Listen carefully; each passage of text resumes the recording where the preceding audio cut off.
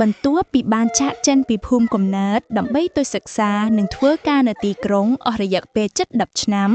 យុវជនម្នាក់ឈ្មោះសេហាបានសម្រេចចិត្តត្រឡប់មកលេងស្រុកវិញព្រោះមានព័ត៌មានថាប្អូនស្រីតែមួយគត់របស់គេឈ្មោះស្រីនិចកំពុងធ្លាក់ខ្លួនឈឺដោយជំងឺចម្លែកសេហាគឺជាយុវជនទំនើបជឿជាក់លើវិទ្យាសាស្ត្រនិងមិនដែលជឿលើរឿងអភិយជំនឿឬខ្មោចព្រាយបិសាចឡើយពេលមកដល់ភូមិគេឃើញបរិយាកាសស្ងប់ស្ងាត់ខុសពីធម្មតា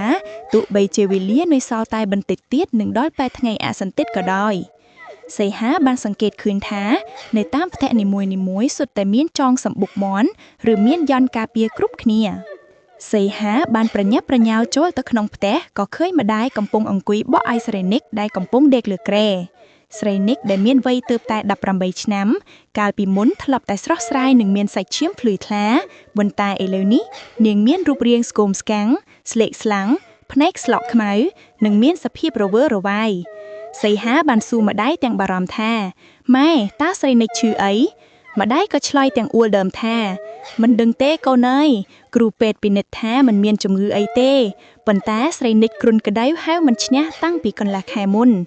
មានគ្រូទាយម្នាក់មកប្រាប់ថាស្រីនិចប្រហែលជាត្រូវខ្មោចលងនៅឯដើមជ្រៃខាងក្រោយភូមិ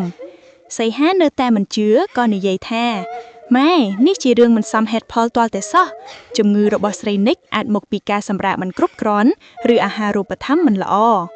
ដើម្បីស្រាយចម្ងល់សីហាបានសម្រេចចុចទៅកាន់ដើមជ្រៃខាងក្រោយភូមិនៅយប់ដដែលនោះដើមជ្រៃនេះជាដើមឈើធំមានអាយុកាលច្រើនឆ្នាំស្ថិតនៅក្នុងតំបន់ដាច់ស្រយាលនិងមានជំនឿថាសម្បូរទៅដោយវិញ្ញាណមិនល្អពេលទៅដល់សីហាមានអារម្មណ៍ថាត្រជាក់ស្រែបនិងមានខ្យល់បក់មកយ៉ាងខ្លាំងទោះបីជាអាកាសធាតុក្តៅយ៉ាងណាក៏ដោយសីហាបានដើរព័ទ្ធជុំវិញដើមជ្រៃហាក់ដូចជាកំពុងស្វែងរកភស្តុតាងអ្វីមួយស្រាប់តែស្រមោលខ្មៅធំមួយបានលេចឡើងនៅក្បែរគល់ដើមជ្រៃស្រមោលនោះក៏បានដើរមកជិតសីហាធ្វើឲ្យគេភ័យខ្លាចយ៉ាងខ្លាំងសីហាបានស្រែកថាអ្នកណាស្រមោលនោះមិនឆ្លើយប៉ុន្តែបានសើចយ៉ាងខ្លាំងសីហាភ័យពេកក៏រត់ដួលផ្ងាជើងត្រឡប់មកដល់ផ្ទះវឹងទាំងញ័រតតាត់ស្អែកឡើងសីហាបានទៅពិភាក្សាជាមួយចាស់ទុំក្នុងភូមិក៏បានដឹងថាដើមជ្រៃនោះធ្លាប់ជាកន្លែងវិញ្ញាណនៃអ្នកស្លាប់មិនទាន់បានទៅចាប់ជាតិនៅឡើយដូច្នេះទើបពួកគេស្នាក់នៅក្នុងដើមជ្រៃនិងឡងបន្លាចអ្នកដែលដើរកាត់ទីនោះសីហាបានសន្យាថានឹងជួយស្រីនិចក៏បាននាំលោកគ្រូមកធ្វើពិធីរំដោះគ្រោះលោកគ្រូបានធ្វើពិធីសូត្រមន្តដើម្បីដេញវិញ្ញាណមិនល្អចេញពីខ្លួនស្រីនិច